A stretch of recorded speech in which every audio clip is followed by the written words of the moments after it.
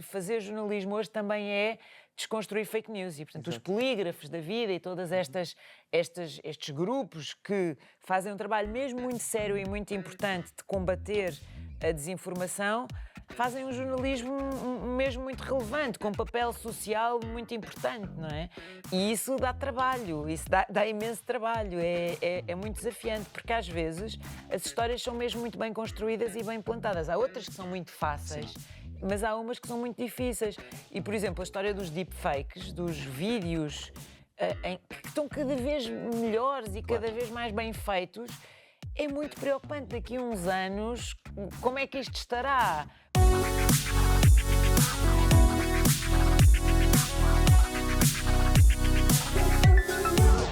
Não vais acreditar. O quê? E não é que eu estou farta de ler notícias tuas, todas mentira.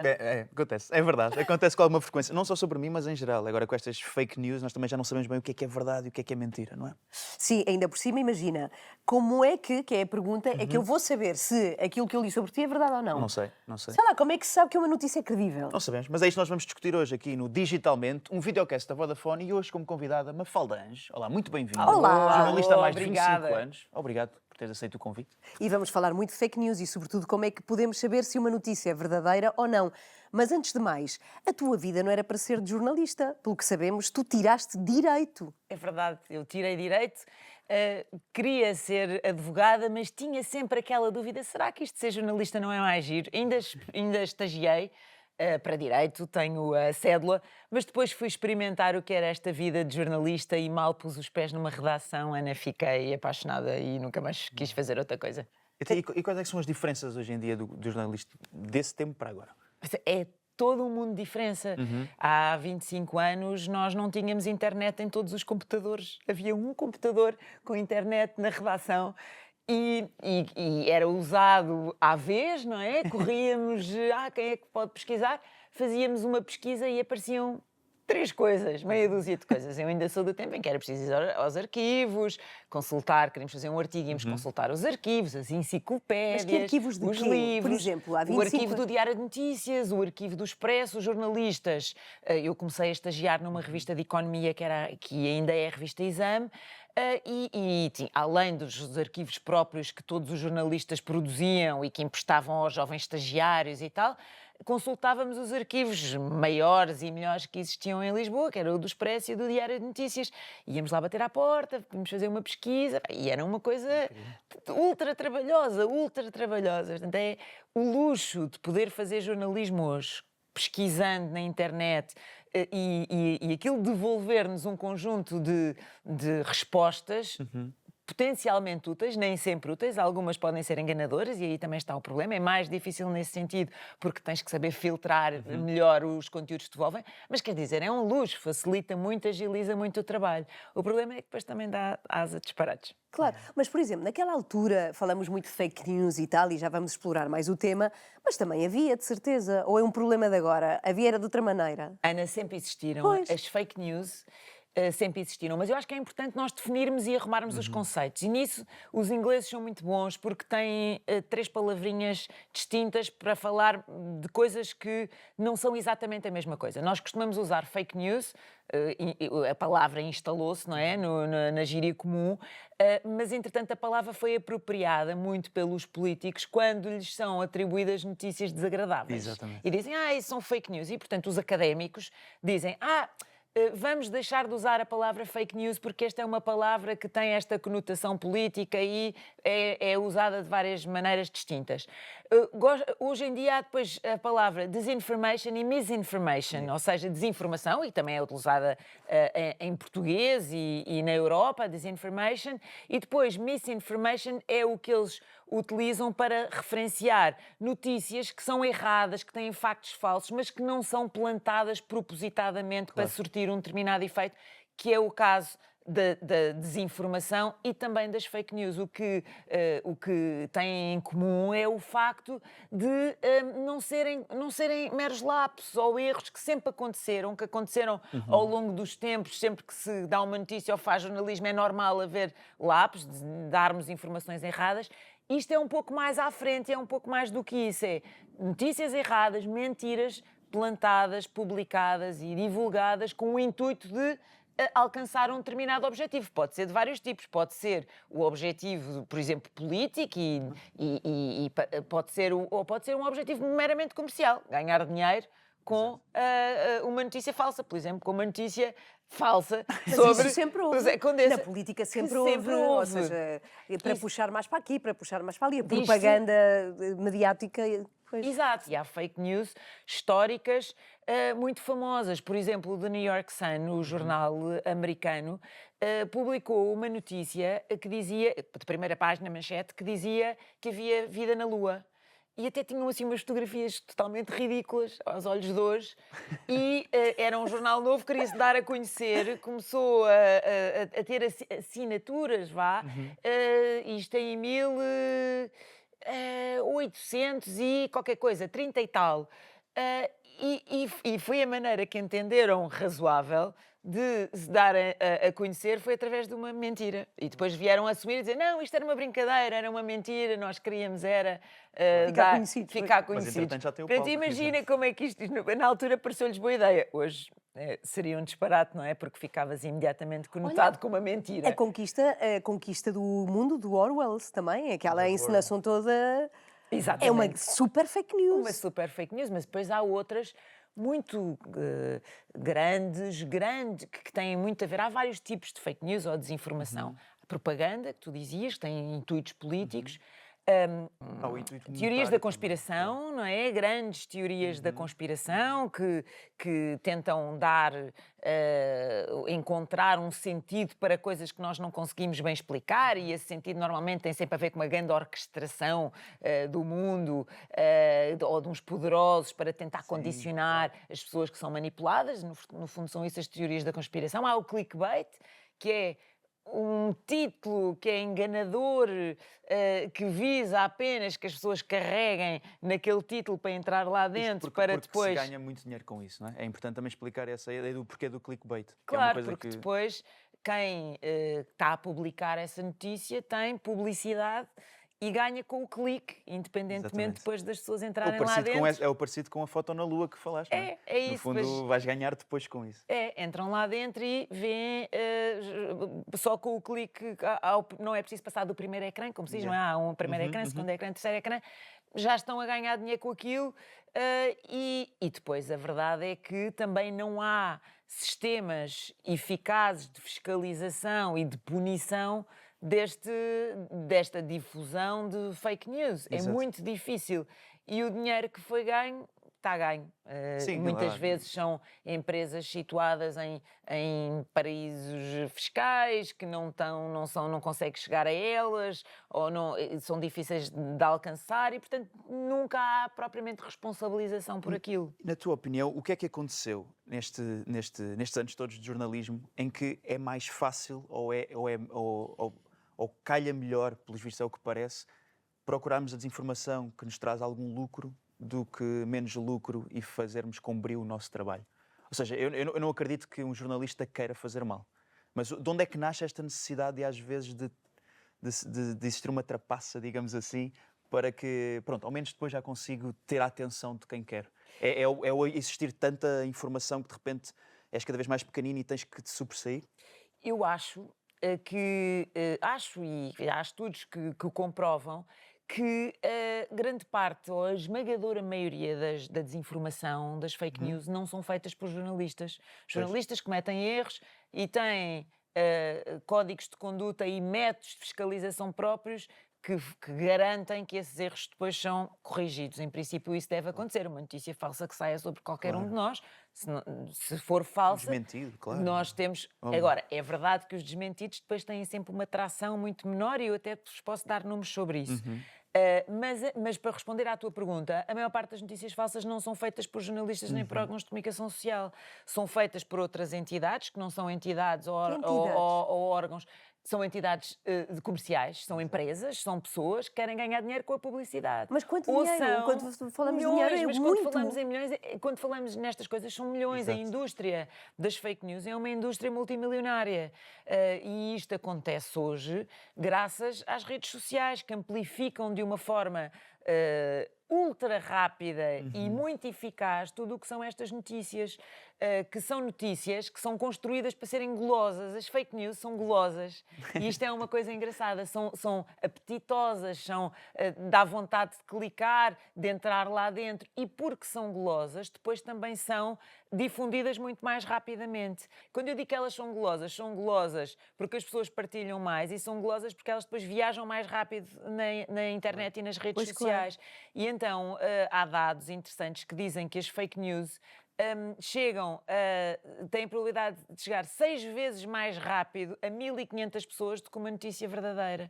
Porque são partilhadas. Claro, toda a gente quer. E tem Mas um mesmo reach assim, enorme. o que eu trabalho com jornalistas também e é uma profissão que admiro muitíssimo. Vocês têm uma memória impressionante de dados e muito cuidado também para falarem com verdade. A questão é que eu suponho que muitas vezes não tenham tempo, porque há muitos órgãos de comunicação que já se alimentam de redes sociais. Ou seja, que as notícias que saem, mais nas revistas que nos jornais, por exemplo, mas as revistas que saem já vão buscar a redes sociais, por exemplo, do Condessa, do não sei o quê. Isso mudou muito também Pronto. nestes 25 anos. E suponho que tem a ver Mudou com imenso. não haver tempo, não é? Não haver tempo, e porque as redes sociais também se transformaram em fontes de notícias. A verdade é essa. Agora, o problema é que antigamente o jornalismo era feito fora das secretárias, as pessoas iam ter com as nossas fontes e confirmávamos as histórias in loco, andávamos de um lado para o outro na rua, e hoje 90% do jornalismo é feito à secretária e muito com base nos inputs que nos chegam das redes sociais. E mesmo o jornalismo televisivo, muitas vezes à noite, os painéis de comentário, dos quais eu também faço parte, muitas vezes vão discutir o tema que durante o dia foi um tema discutido nas redes sociais, ou surgiu porque na rede social alguém disse não sei o quê. E claro que isso condiciona muita coisa, não é? Condiciona muita coisa. Eu acho que há um esforço grande dos órgãos de comunicação de referência para sair disto e para ter as pessoas na rua e para ver além das redes sociais. Mas grande parte do jornalismo que é feito hoje é feito com base em Reduz redes. esse comentário, não é? No fundo é um comentário e é isso que se tenta, Claro. tenta fugir. Olha, qual foi assim a fake news mais surpreendente que tu tenhas assistido agora, não é? Aquelas histórias que já nos contaste. Muitas.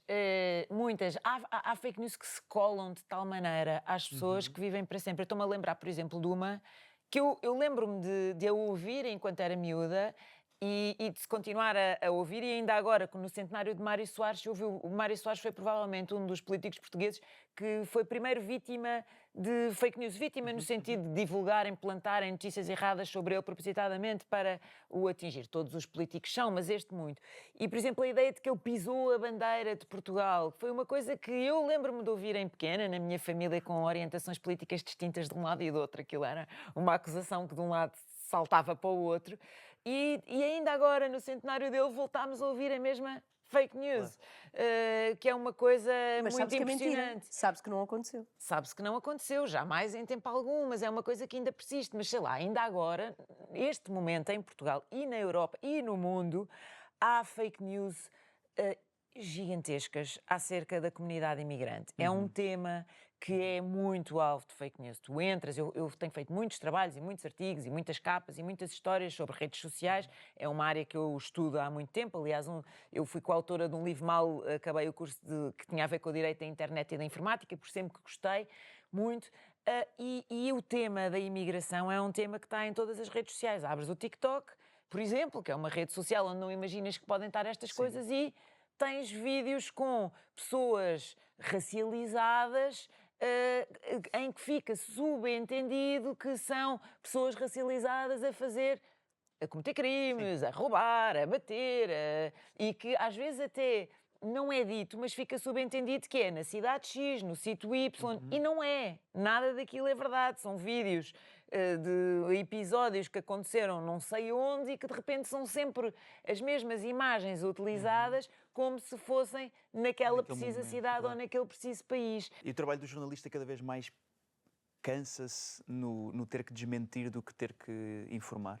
Sim, mas eu acho que essa é uma parte que o jornalismo evoluiu bem e que mudou muito também nestes 25 anos. É que fazer jornalismo hoje também é desconstruir fake news e, portanto, os Exato. polígrafos da vida e todas estes grupos que fazem um trabalho mesmo muito sério e muito importante de combater a desinformação, fazem um jornalismo mesmo muito relevante, com um papel social muito importante, não é? E isso dá trabalho, isso dá imenso trabalho, é muito desafiante, porque às vezes as histórias são mesmo muito bem construídas e bem plantadas. Há outras que são muito fáceis, mas há umas que são muito difíceis. E, por exemplo, a história dos deepfakes, dos vídeos que estão cada vez melhores e Claro. cada vez mais bem feitos, é muito preocupante. Daqui a uns anos, como é que isto estará? Como é que vamos conseguir decifrar o que é um vídeo em que nos põem aos três a fazer qualquer coisa esquisita, ou uma coisa que não aconteceu, porque a tecnologia está tão avançada que pode vir a ser difícil de detectar isso, Ai, não mas é? espera, já vamos a Isto isso. é muito Que isso é uma arrepiante. temática, sim. Ok, já lá Isso vamos. assusta muito, não é? De repente pôres uma entrevista do Luís Montenegro e afinal não era ele.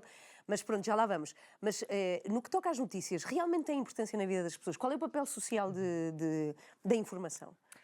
A informação tem um papel importantíssimo. Bom, por um lado, numa democracia, é visto como um quarto poder, não é? Um quarto pilar da democracia, a importância de escrutinar o que os poderosos fazem é o papel principal. Os poderosos, sejam políticos, sejam empresários, sejam pessoas detentoras de poder e de influenciar as nossas vidas. Isso é um papel fundamental, mas a informação constrói a percepção que todos nós temos sobre o mundo e sobre a realidade, não é? A informação ajuda-nos a ver o mundo. E a ver o mundo que está mesmo aqui na nossa esquina, não é? Como tem a TSF aquele slogan fantástico, na sua rua, Ao fim da rua, ao ao fim fim da do rua, ao mundo. fim do mundo. Sim. No fim da rua, no fim do mundo. A informação ajuda-nos a construir esta imagem do mundo. Claro que hoje em dia também tens aquela coisa das redes sociais trouxeram isto, trouxeram o mundo às pessoas, mas é um mundo que não é editado e não é filtrado Mas e muitas vezes é enganoso. Mas também, vocês desculpa, Nada. é que tu consegues destruir uma pessoa também, através da informação. Também se Consegues. consegue fazer isso. Consegues formar Pode ser uma terrível, imagem terrível. daquela pessoa que pode ser completamente diferente do que aquela pessoa é ou do que aquela pessoa faz. E por isso, depois, isso tem impactos reais. Por exemplo, numa eleição tem impactos evidentes, não é? Uma informação distorcida, uma fake news pode ter um poder imediato sobre um desfecho eleitoral e nós já vimos até isso. Eu ia dar esse exemplo agora, por acaso, em relação ao eleitoral, em 2016, quando foi o Donald Trump que correu à presidência, existiu, isto tem a ver com o efeito meramente monetário, alguém que quer ter lucro com uma informação que sabe que é falsa, mas que é apetitosa naquele momento, tendo em conta que os olhos do mundo estão postos naquelas eleições. E foi um grupo de jovens, creio, não me lembro do país. O Myanmar, foi a Eu Myanmar? tinha a ideia que era Myanmar, mas não tenho a certeza. Que começaram a criar notícias estranhas sobre tudo e mais alguma coisa, mas onde começaram a ganhar muito foi com as eleições dos Estados Unidos e dizia que o Papa Francisco está do lado de Donald Trump. Sim. E que criava-se até a ideia de que há uma imagem que se estão a cumprimentar e na altura não havia sequer, hoje em dia, se calhar é mais fácil com a inteligência artificial até se juntar a esta imagem, mas na altura foi só uma notícia de uma foto ao lado a lado, um do outro, e que foi tão espalhada rapidamente e que lá está, os cliques deram tanto dinheiro a este grupo que continuaram a fazê-lo. E a ideia de criar o apoio religioso num lado político das eleições aumentou muito e fez muito mexer esta É uma eleição. indústria.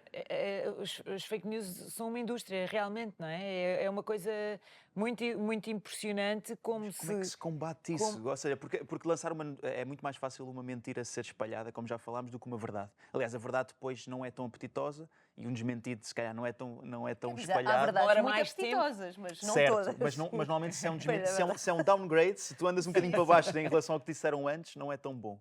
Sim, o reach é mais pequeno.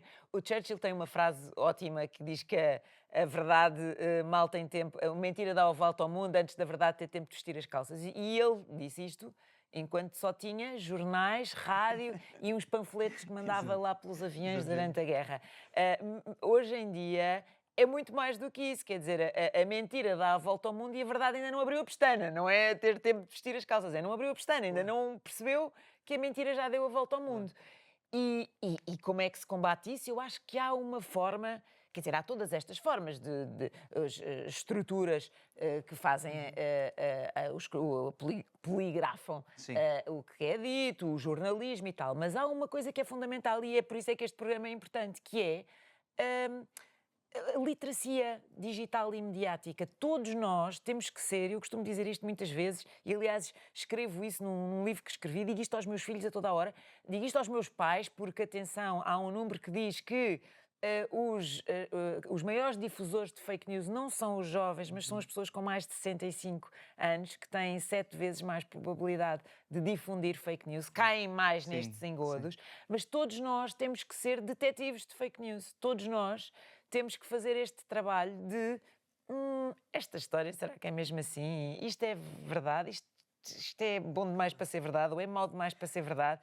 E fazer este exercício. Eu entendo isso, mas então nada, ou seja, é uma confusão mental constante também. É, mas eu acho só que não há maneira a internet trouxe-nos isso, Ana. A internet trouxe-nos este estado permanente de suspeição, de dúvida. Mas temos que viver com esta. Eu acho que há o penso, logo existe Descartes e é o questiono, logo existe. Hoje temos que meter na cabeça que temos que questionar permanentemente todas as notícias ou informações que nos chegam por estas vias Como é que digitais. podemos fazer? Cruzando informação, procurando outras fontes? Começamos por aí, começar por ver qual é a fonte. Qual é a fonte para esta história? Esta fonte é fidedigna. É claro que ser um órgão de comunicação social de referência conhecido dá-te ali alguma base. Claro que os órgãos de comunicação social também erram, enganam-se. Em princípio não plantam notícias com um objetivo. Claro que erram, claro que se enganam, claro que terão depois os mecanismos internos para corrigir os erros, mas em princípio isso garante qualquer coisa. Depois quem é o autor daquela história? E muitas vezes quando andamos nas redes sociais, nos Twitters, nos Instagrams e tal, aparecem autores a difundir informações falsas e vamos ver, é uma pessoa real que existe, tem a sua fotografia, o seu nome, às vezes parece que tem e não é uma pessoa real, mas tem uma vida e às vezes basta olhar para uma página para percebermos que aquilo é um bot ou que aquilo é uma página, uma conta falsa. Não é muito difícil de decifrar quem é o autor, este autor.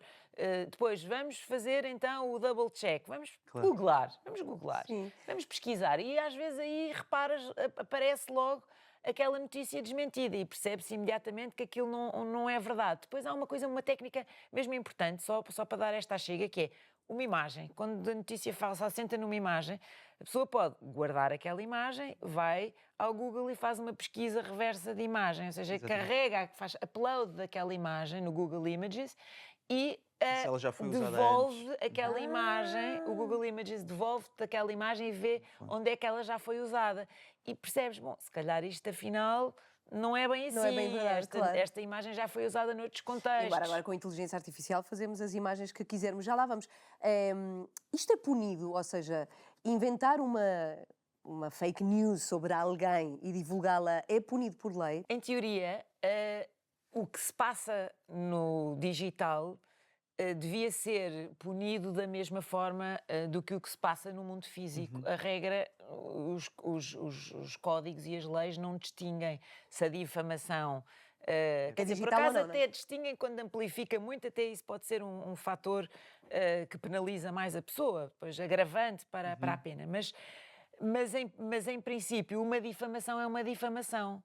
Tanto faz se eu a disser numa mesa de café perante um conjunto de pessoas publicamente ou se eu disser numa rede social. E se uma difamação for grave, uma pessoa vítima dessa difamação pode ir a tribunal e pode apresentar uma queixa-crime e pode ver-se, de alguma forma, ressarcida por esse... Agora, o problema é que a ti já te aconteceu inúmeras vezes, não é? Sim. Quantas vezes é que tu deste a esse trabalho? São tantas os casos e tantas as vezes que as pessoas não se dão ao trabalho.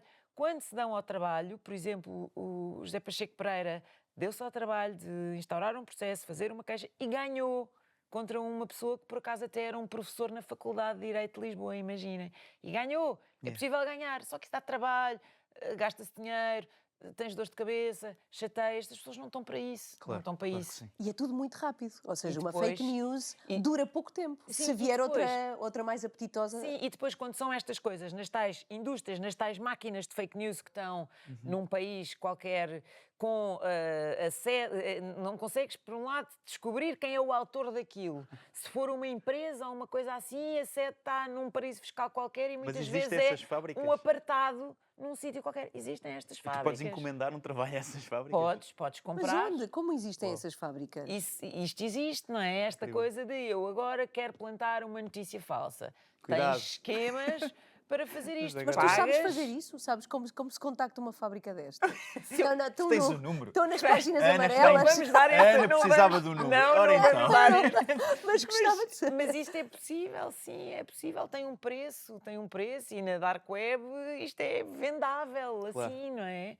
É possível começarmos a utilizar a inteligência artificial a nosso favor? Ou seja, começar a fazer o check das informações? Ou seja, à medida que se espalha tão rapidamente, utilizar agora esta tecnologia que começa a aparecer como um salva-vidas para não ser alguém a fazer notícia por notícia, até porque nunca vamos estar sempre a correr atrás do prejuízo, Sim. a averiguar a veracidade. Sim, porque basta entrarmos, sei lá, num ChatGPT, numa coisa dessas e percebemos o potencial que aquilo tem para a humanidade, não é? Aquilo é uma coisa muito recente, tem muito pouco tempo, está em evolução minuto a minuto, porque aprende com as pesquisas, Claro. lá está, a inteligência artificial e vai aprendendo à Algoritmo. medida que vai sendo utilizado, o algoritmo vai se auto-afinando. E imagina, no espaço de 2 anos, a evolução enorme que Pois foi feita. A evolução foi gigantesca. E eu acho que as novas gerações já sabem utilizar, porque são nativos digitais quase, sabem utilizar estas novas tecnologias e a inteligência artificial de uma forma muito mais eficaz e muito mais inteligente também, porque percebem que aquilo não pode ser o ponto de chegada, mas pode ser o início de uma pesquisa. E de facto aquilo ajuda imenso a pesquisar e até pode ajudar ChatGPT, isto é verdade ou é mentira? E o ChatGPT vai à procura em todas as fontes de uma forma muito mais rápida do que se calhar nós próprios iríamos fazer se fôssemos ao Google dizer esta história Exato, é verdade. exato. Podemos ir ao ChatGPT. Agora, claro que o ChatGPT também nos pode devolver Com base respostas numa notícia, erradas. numa coisa Sim, mente, mas claro. o ChatGPT, por exemplo, tem a obrigação de ir buscar muitas fontes, milhares de Exatamente. fontes ao mesmo tempo. O problema é que o ChatGPT ou estas coisas têm um arquivo que não vai até aos dias de hoje, não vai até agora. Se calhar daqui a muito rapidamente vai ter arquivo em real time, neste momento não tem, não é? Ok. E por isso tem este delay que... Tu que usas como atrasa. jornalista? Ou Eu, não, usavas? não uso nada, muito pouco, mas tenho alguns colegas que usam e usam, por exemplo, para para preparar entrevistas, Ana, que é giro.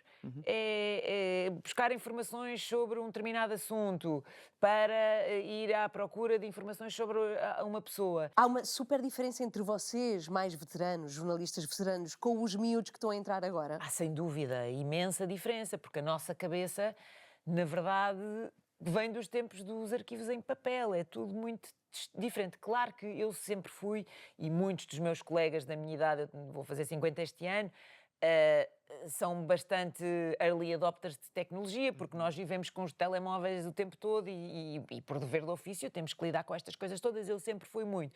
Mas há uma geração de jornalistas que ainda tem muito um método de trabalho que, claro, que utilizam a internet, mas não lhes passa pela cabeça ir, e a mim não me passaria pela cabeça ir ver um índice de uma revista ao ChatGPT, quer dizer, não me passava pela cabeça fazer isto. Se calhar um miúdo de 20 anos que vai para uma redação, ele começava por aí. E repara, eu não vejo mal nenhum nisso. Claro. Atenção. Uma pergunta agora. Nós temos aqui uma coisa muito engraçada dentro deste podcast que se chama a pergunta do tubérculo. Ai, meu Deus. Não é nada de mal. É uma pergunta de um leigo como eu, que poderia ser feita por qualquer pessoa.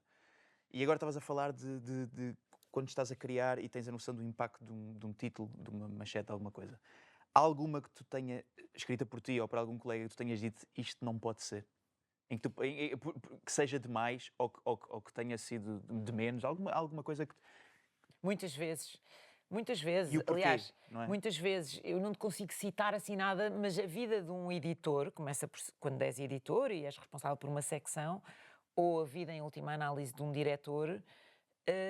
O fundamental é filtrar aquilo que pode ser e aquilo que não pode ser.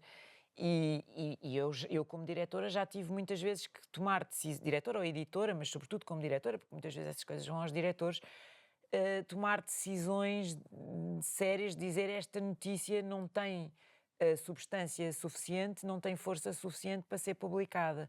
Ou porque, na política isso acontece muito, porque estamos a ser totalmente instrumentalizados para vender apenas um lado da história, e eu achei que aquela história não fazia o contraditório suficiente para ser publicada assim, e disse, olha, isto, pronto, é uma visão da coisa, tens que ir falar com mais pessoas para esta história poder ser publicada, ou porque simplesmente aquela história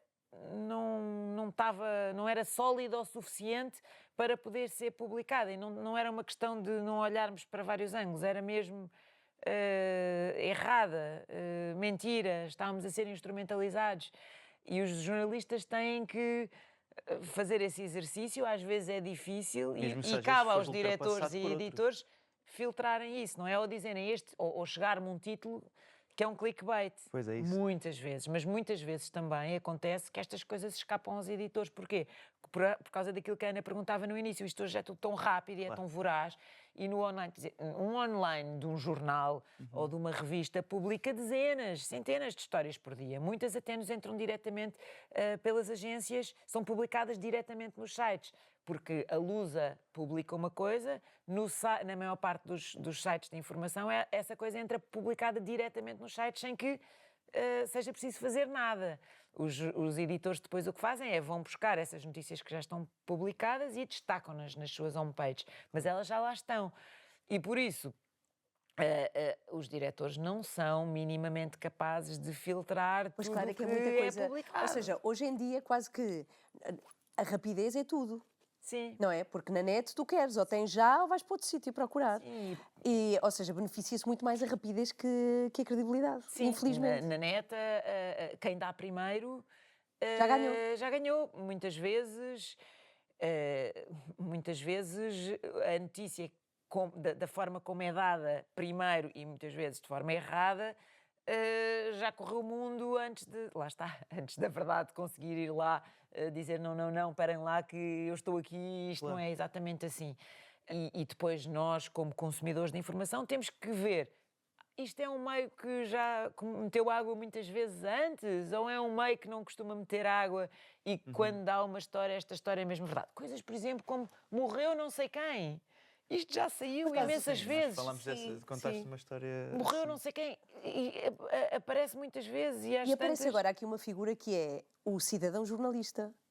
Que eu não concordo nada com isso. Pois. Não Nada, é jornalista. Não, isso não existe. Não existe. O cidadão jornalista não existe. Isso é uma ideia. Isso não existe. É mentira. É uma fake news. A história do cidadão jornalista não existe. Os cidadãos podem ser difusores de informação, mas não é jornalismo. Porque é uma informação que não atende a nada do que são os critérios deontológicos dos Primeiro não é jornalistas. é completamente É subjetividade. muitas vezes completamente. subjetiva, não faz double check nem triple check, não atende aos critérios de rigor básicos e elementares do jornalista. Aquilo não é jornalismo. Até pode ser uma boa informação e aquela pessoa até pode fazer um esforço por cumprir os critérios, mas os jornalistas, de facto, têm uma deontologia própria e, por exemplo, uma coisa básica é o jornalista não pode fazer publicidade, o jornalista não pode promover nada em troca de dinheiro ou de vantagens, sejam elas quais forem.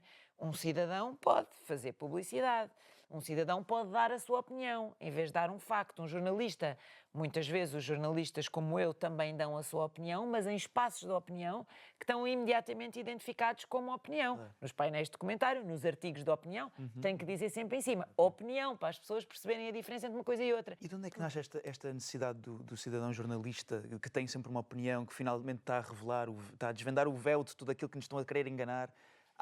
Porque é que há esta cada vez mais tendência de sentir que quem está do outro lado está contra nós, digamos assim, a informação principalmente, ou político. É muito. As teorias da conspiração, e Pois. muito assenta nisso, não é? Há muito deste jornalismo cidadão, não é esse jornalismo cidadão, mas destas informações que são passadas nas redes sociais do vamos. Tem muito a ver com uma. Quer dizer, tem a ver com a natureza humana. Toda a gente gosta de tentar encontrar uma história, um outro lado, dar aquilo que os outros não sabem, fazer-se passar por mais conhecedor, mais esperto, mais inteligente, mais sagaz. Isto é assim, tem a ver. Quem tem. Em princípio, quem tem informação tem um poder, tem um superpoder, que é o poder de dar uma informação que ninguém sabe, que os outros não sabem. E as pessoas, os gatekeepers, que eram os jornalistas e os órgãos de comunicação social, perderam a sua importância porque hoje em dia toda a gente pode ter este superpoder de dar uma informação. E as pessoas fazem uso desse superpoder, as pessoas querem fazer uso desse superpoder. O problema é que não o fazem de acordo com as regras e tendo em conta o que são os critérios fundamentais. Alguns fazem, repara, eu não digo que não existe a informação muito importante que muitas vezes, e que hoje em dia cada vez mais, chega às pessoas através das redes sociais. O problema é que é como uma agulha num palheiro. A palha toda que existe de informações erradas, falsas, mentiras, teorias da conspiração loucas, clickbaits que existem colocadas por pessoas, cidadãos comuns, também é verdade, não é? É uma montanha de informações erradas que são publicadas assim, mas depois há outras que são muito importantes. Por exemplo, quando acontece uma tragédia, uma catástrofe, há muita informação em tempo real que chega via redes sociais e que é muito útil, é muito importante. Terremotos, acidentes, incêndios, as pessoas estão a reportar em tempo real do que lhes está a acontecer. Pois. Se isso é jornalismo, na verdade não é, porque tens a tua emoção toda à flor da pele, estás a contar a tua história. Em princípio, um jornalista não deve ser uma parte interessada, emocionalmente envolvida com aquela história, porque não tem o distanciamento suficiente Embora para contar. nada como jornalista emotivamente relacionado como para vender bem uma notícia também. Nós Mas- adoramos ver também, não é? Mas não é suposto, Ana. Sim, não é porque- suposto. entendo. E para isso lá está, é o papel do editor e é o papel do Sim, diretor. sim. Se um jornalista está muito... E eu já recusei histórias por causa disso. Um jornalista tem um ponto de ligação muito grande àquela história, não tem isenção suficiente para contar bem aquela história. Não quer dizer que não possa fazer parte da equipa e estarem várias pessoas como é que a fazer aquilo. se traça mas a linha mas de... tem que haver distanciamento suficiente para pensar, eu tenho distância suficiente em relação a este assunto para conseguir ir falar com as pessoas todas certas, ou vou só falar com as pessoas que vão vender o meu ângulo e a minha história? Olha, quanto à inteligência artificial, só ficou aqui uma questão para... Sim. Vocês já usam? Como Já assim? se usa no jornalismo a inteligência artificial de alguma maneira, com fotos? Como é que tu vês isso? Não se usa muito, mas há já jornalismo feito com base em inteligência artificial, mais em agências. Por exemplo, eu trabalhei na área do jornalismo financeiro durante uma boa parte da minha vida e muitos dos jornalistas financeiros faziam uma coisa que era o fecho da bolsa. E o fecho da bolsa era olhar e dizer: a empresa X subiu 2%, a empresa Y caiu 3%. Não sei o quê. Isto, hoje em dia, já é feito em algumas agências por inteligência artificial. Agora, coisa diferente é: e porquê que aquela empresa caiu? Claro. E porquê que aquela empresa desceu? O que é que aconteceu com as ações daquela empresa? Para isso tens que falar com pessoas, tens que ir ouvir gente, tens que relacionar com o mundo, tens que ver o que é que aconteceu. Mas por exemplo, as notícias financeiras puras e duras, de relatórios e contas e fechos de bolsa e assim, já hoje grande parte são produzidas por inteligência artificial. E é uma boa ajuda.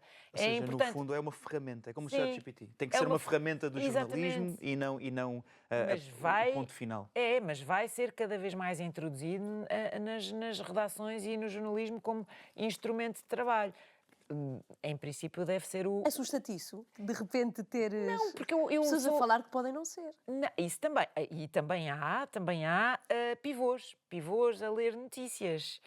Isso ainda Pois é. não é utilizado nos canais Não, mas está, já existe televisão pivôs de referência. completamente... Mas já existe e aquilo passa muito bem, Ana. É. Agora, o que é que elas não conseguem fazer? Não conseguem fazer perguntas inteligentes. Não conseguem fazer Claro. isso que vocês estão a fazer. Não conseguem olhar nos olhos da pessoa que tem à frente. Não conseguem ler a pessoa que tem à frente. Isso faz toda a diferença. Não conseguem criar empatia com a pessoa que está do lado de lá. Quem é que quer estar em casa, enfrentam uma televisão a Sim, ver a ver uma miúda, por mais gira que seja artificial, só a ler uma coisa de forma monocórdica. Não é isso, não é? E hoje em dia, mais uma vez, hoje em dia, acrescentando, não é mais uma vez, acrescentando, as notícias hoje são quase são uma commodity, eu costumo dizer isto, são a notícia propriamente dita, é como ter água na torneira, tu já dás aquilo como adquirido, porque as notícias quase que perderam valor. O que é importante é o valor acrescentado que tu pões em cima daquela notícia, como é que tu explicas aquela notícia, como é que tu enquadras aquilo, como é que tu relacionas, como é que dás contexto. Por isso, a notícia propriamente dita, em 5 minutos fica uma coisa sem valor. Mesmo que tenha valor e, por exemplo, seja um conteúdo fechado só para assinantes num determinado órgão de comunicação social, ao fim de 10 minutos os órgãos abertos já foram lá roubá-la se ela for realmente boa e estão a difundi-la. Portanto, as notícias propriamente ditas têm, infelizmente, muito pouco valor hoje. Se forem verdadeiras, as falsas às vezes podem ter bocadinho valor mais. se durante ali umas horas aquilo render cliques. Mas tem esse pouco valor e, portanto, o contexto, a relacionar as coisas é que tem um valor acrescentado. A inteligência artificial pode fazer isso e se calhar daqui a, não sei, nem consigo imaginar, mas daqui a não muitos anos vai conseguir dar este valor acrescentado e relacionar. Mas eu acho que, apesar de tudo, não há nada como um cérebro Sim, humano, substitui. como o olho no olho, Pronto. como a forma A intenção empática de fazer a É, pergunta, temos claro que falado sim. muito disso Falamos. aqui. E olha, e ficámos aqui com alguns truques para perceber se a notícia que vai ler sobre Zé Condessa é de facto verdade ou não. Sim, Nós é ficámos verdade, aqui com é alguns verdade. truques, não é? Para perceber isso. Até para conseguir perceber o que é uma fake news ou não é e estarmos mais atentos aí, prevenirmos a isso. Sim, mesmo. isso é super importante, até porque as notícias credíveis fazem muito parte do nosso pensamento também e opinião. Sem dúvida alguma. Olha, muito obrigado. Muito obrigada, pela tua Mafalda. conversa. Obrigada eu. Foi um gosto. E muito obrigada também a vocês que estiveram connosco em mais um episódio deste Digitalmente, um videocast da Vodafone. É isso mesmo. Não se esqueçam de subscrever o nosso canal para não perder nenhum episódio. Beijos grandes. Até já.